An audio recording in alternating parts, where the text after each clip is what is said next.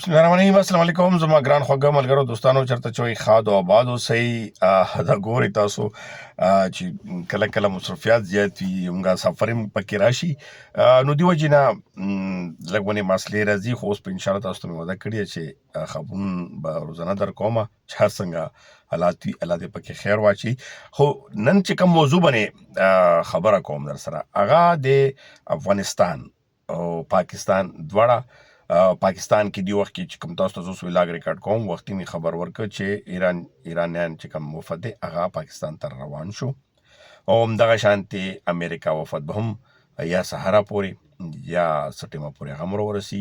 دواړو انشاءالله دې ځل معاهده طی ده او دا به معاهده وشي او دا پاکستان په تاریخ کې هم او بل ټولې نړیوال هغه کې هم دا په دې باندې به لږ شان ترنه بیا اچومه.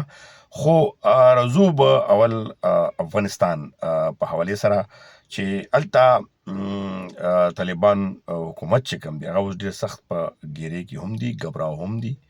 یو خو دا چې ولس هغه اعتماد یې حاصل نه کړه، ولس ته هغه څیز ور نه کړه چې کوم ولس سره وعدې شوي وي یا هلته کې کوم بدلون خبرې وي.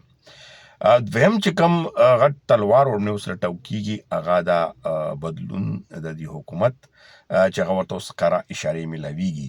ګوکې چې اوس په اخر وخت کې هغې کوم دا پاکستان سره معامله وه چې کوم تحریک طالبان وو پاکستان هغه خلاف کرویانو په حوالې سره تاسو وینئ خبرونه راځي او په دې باندې هغوی اجلاس کې هم دغه فیصله کړې وه. خو اوس آیا د دغې نه خبره مخکې تللې ده یا په دې باندې به پاکستان سره دی فاینل هغه وشي.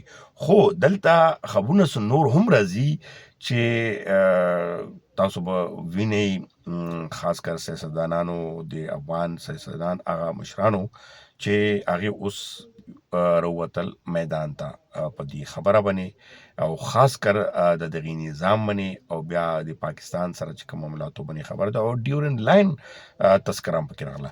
یعنی موجوده دغه چې کوم تاسو ته زه اوس ښیم چې پاکستان دغه کېږي نو لنډ به چې کوم دی د ډیورنډ لاین معامله او سره د افغانستان دا ټولې معاملې حل کېدو دپاره یعنی یو صورتي ملا تړلې شوې ده.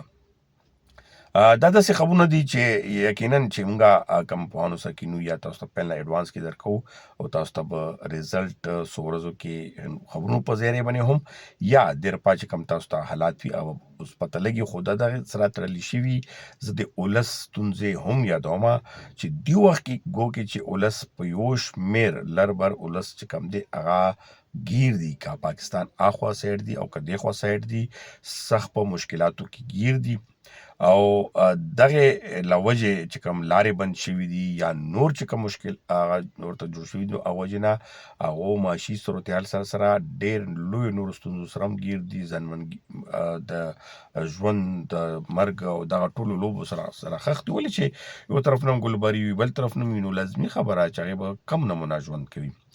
بیا به دغه صورتحال کې تاسو وینئ چې خلکو مشکلات که چا دلته راسدو یا هلته راسدو هغه دواړو کې ته ډېر زیات مشکلات بزنس حوالې سره یا نورو ستونزو حوالې سره. خو دغه ټولو خبرو نچوړ زه تاسو ته ښیمه چې ډېر زر دغې مذاکرات چې کوم دا اوس پاکستان کې به انشاءالله سبا نه تاسو ته ویني خبرونه به درځي چې دغه ایران او د امریکا دغه معامله کله حل شي یو خطې کې دغه امن سره سره د افغانستان معامله زر تر زره حل کېدونکې ده.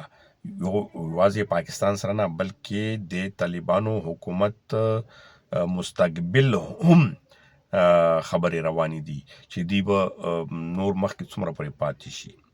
آیا داسې پاتې کیدی شي چې څرنګه دوی دغه نظام شروع کړی دی یا ټول ټکنې به کېږي؟ یعنی دې ته به طالبان مجبوره کېږي چې عوامي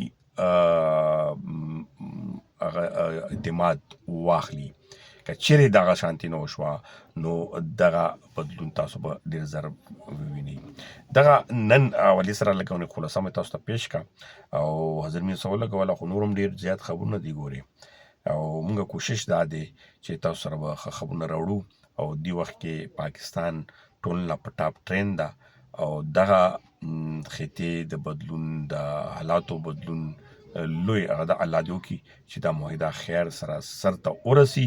نو انشاءالله چې دې سره نورم خطې کې یو پاکستان کې نه بلکې ټولې خطې تقدیر او بدلېدی شي او دې سره ډېر ډېر څیزونه تړلي شوي چې دې باندې به چېرته تاسو ته تفصیلي راځم.